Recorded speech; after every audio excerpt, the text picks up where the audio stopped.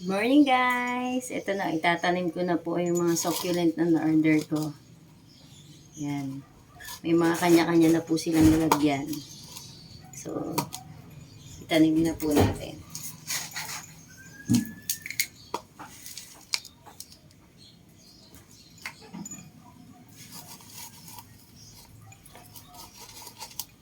Lakad ko na si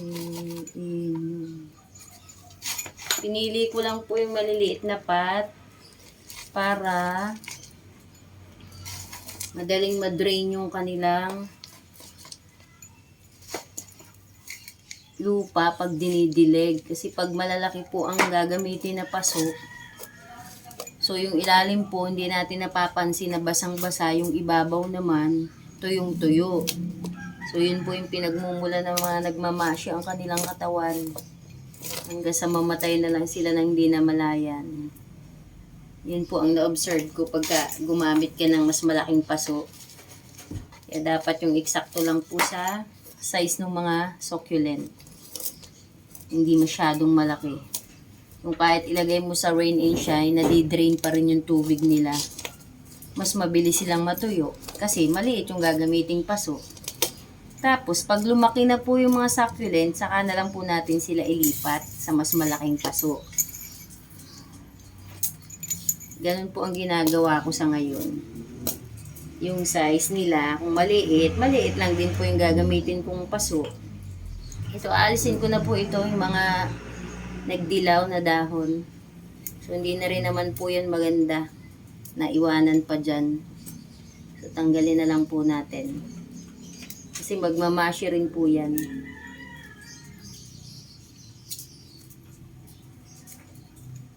Yan. So, medyo green pa po. Hayaan ko na yan.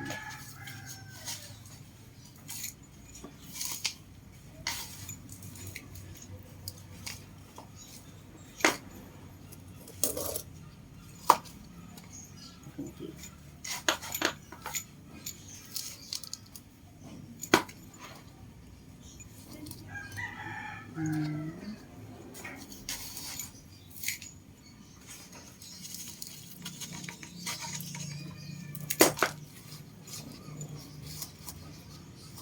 Struggle magtanim pag sobrang liit.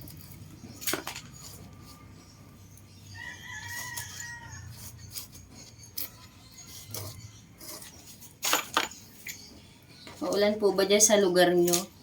Kasi po dito sa Batangas, bigla-bigla na lang pong umuulan. Kagaya ngayon, oh, mainit. Tapos parang bigla na lang pong nadilim.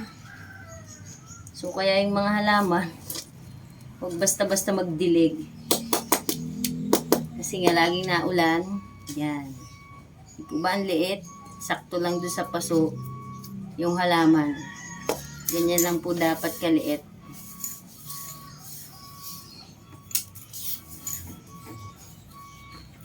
Ito, mahaba kaya dito ko po ito sa mahabang paso. Super Bomb. First time ko pong magkameron nito. Sana maparami ko siya.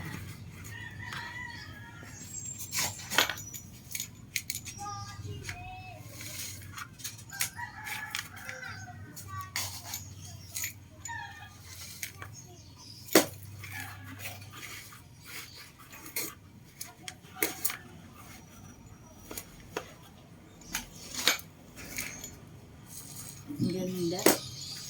Ang ganda po ni Super Bomb. Tangkad.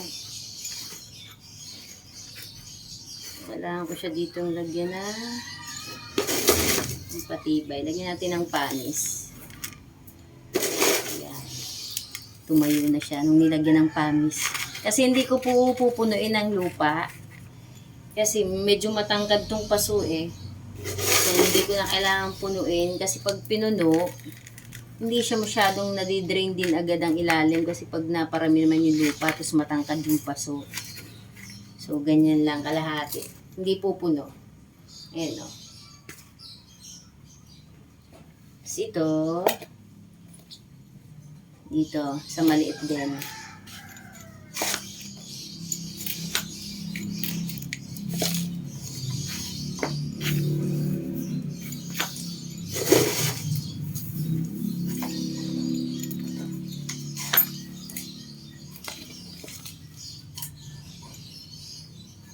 Alisin ko na lang din po ito tsaka yung naputol na dahon, oh. Putol.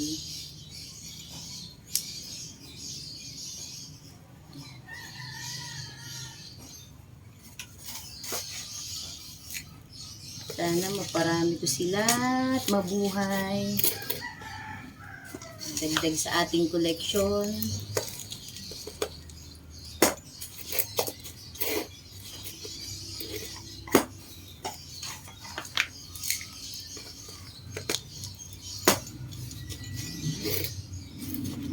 Tapos pagkatapos po nito, ilalagay ko muna ito sa shaded area. So hindi ko muna didiligan hanggat di ko sila nakitaan na okay na sila. Pag na may sign na okay na, pwede nang diligan, didiligan ko na po. Ito may baby. Sayang, parang napirat yung baby. Pero makaka-recover pa po yan.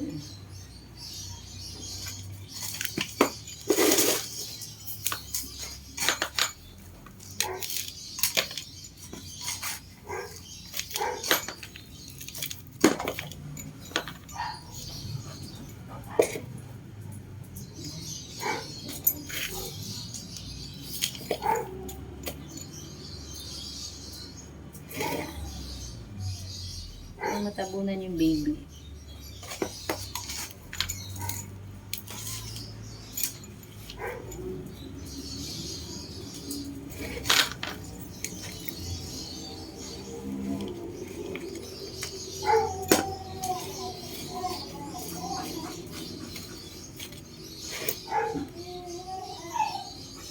Sa totoo lang po, nung unang nag-succulent ako, hindi po ako marunong. Halos nangamatay. Tapos hanggang sa nahuli ko na lang kung saan yung mga kiliti nila at paano sila buhayin. Ayun. Kaya nag-start na rin po akong mag-collect. Pero dati hindi po talaga. Hindi ako makabuhay sa kanila. Laging patay.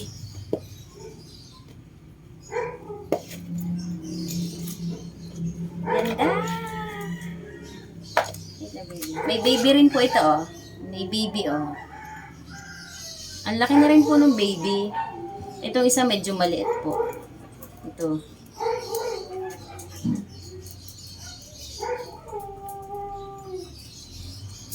Isang maliit at isang malaki. Pero parang pwede, ay tatlo. Bali tatlo po pala ang baby. Parang gusto ko na pong tanggalin tong isa, oh. Medyo malaki na siya. Mabubuhay na po kaya ito. Pero wag muna. Yan lang muna natin dyan.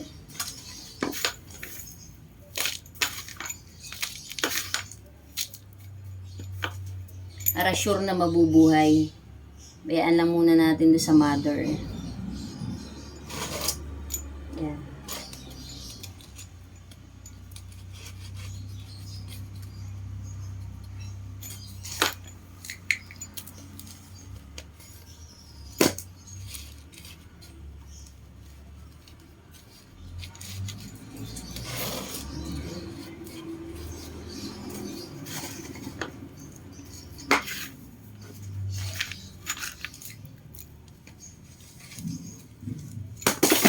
Ay! Nagsala yung tapon.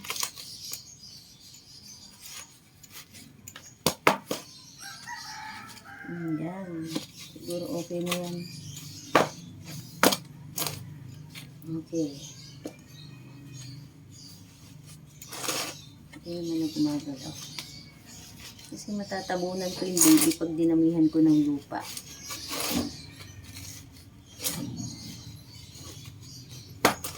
Lagyan na lang natin ang panis.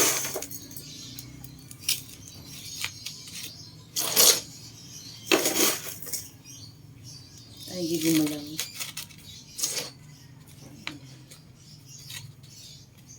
Ayan. Okay.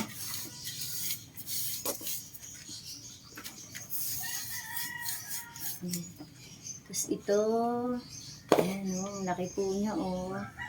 Gaganda po ng mga succulent ni Mami. Ganda na yung roots niya. Babawasan ko lang po para may lubog ko.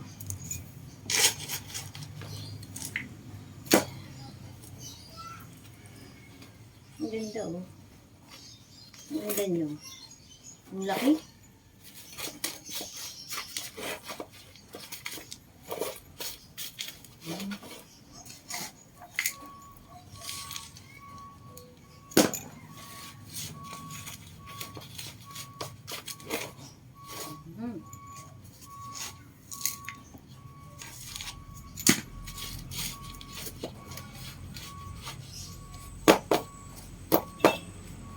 Yan. Okay na. Ito. Hindi ko po alam kung anong mga halaman to, pero may listahan po ako. Hindi pa lang po ako nakabili ng pang marker, pero meron na po ako nung ay listahan ng mga pangalan nila, yung ballpen na lang. Tapos lalagyan ko sila isa-isa para matandaan ko rin po yung mga pangalan nila.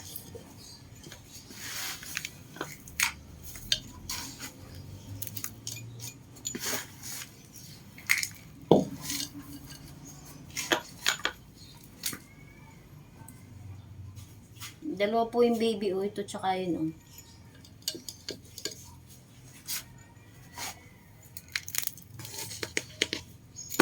Ang laki.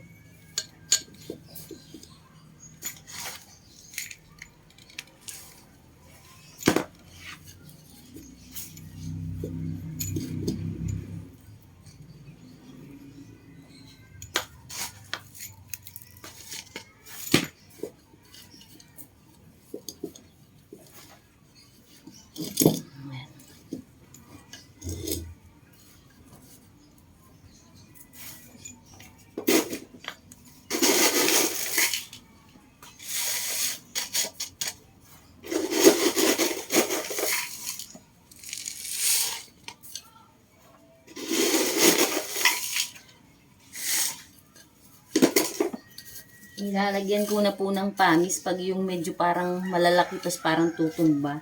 Support nila. Ayan, oh, hindi na nagalaw pag meron ng pamis. Ayan. Maganda na siyang tingnan pati.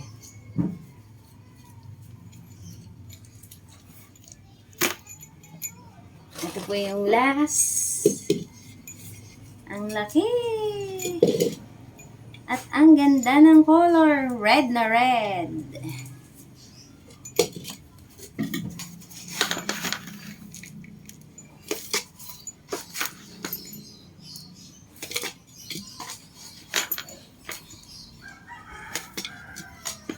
Yan. Ganda, oh. Ganda, guys, oh.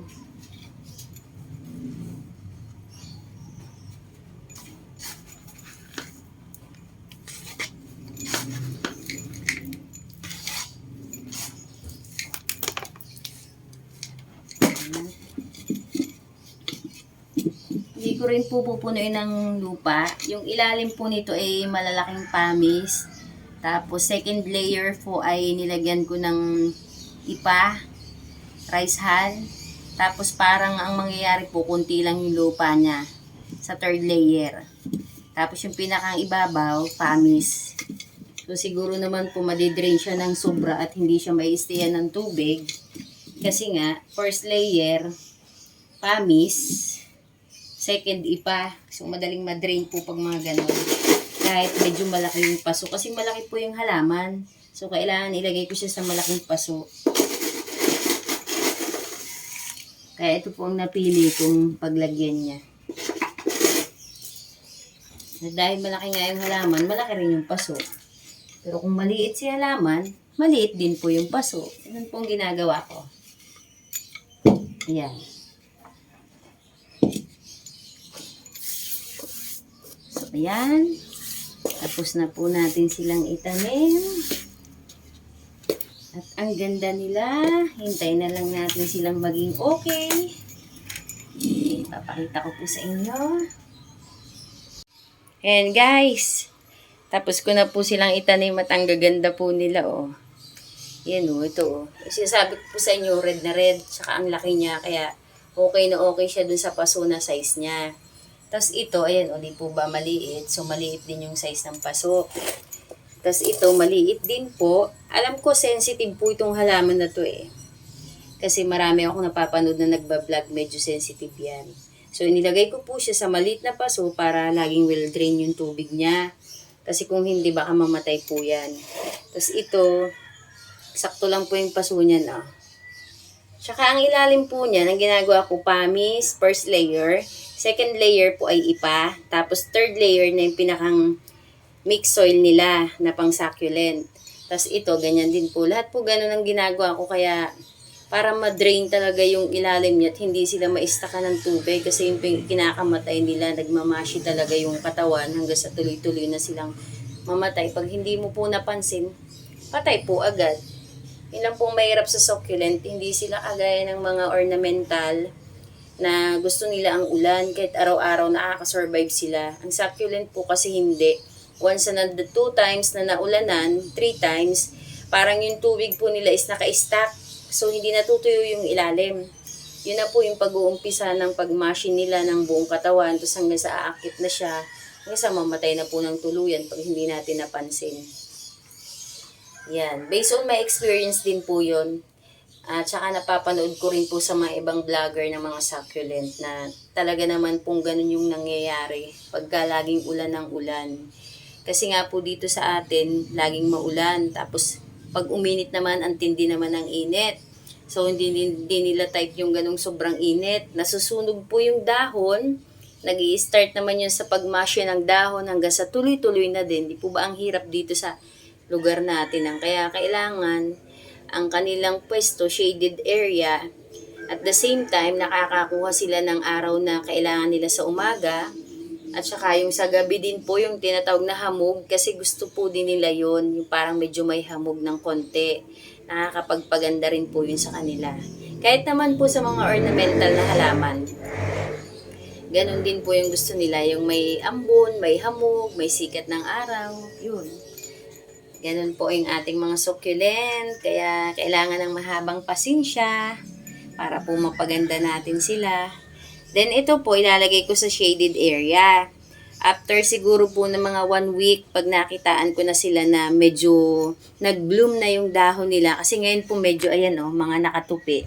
Tapos lantutay. So, kailangan po mo nilang ipahinga muna. Pag medyo nag-bloom na po yung dahon na mga nagbuka na sila, yun. Sign na po yun na pwede na nating diligan. Ibig sabihin naka-recover na sila sa pwesto natin. So, pwede na tayong magdilig. Dire-diretso na po yun hanggang sa mabuhay na sila. So, paano po guys? Hanggang dito lang po ang aking vlog.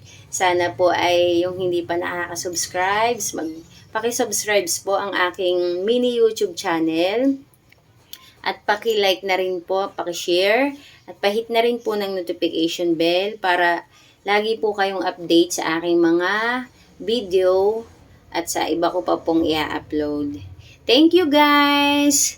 Salamat po. Ito lang po muna. I-update ko lang po kayo pag okay na po sila. Thank you po! Bye!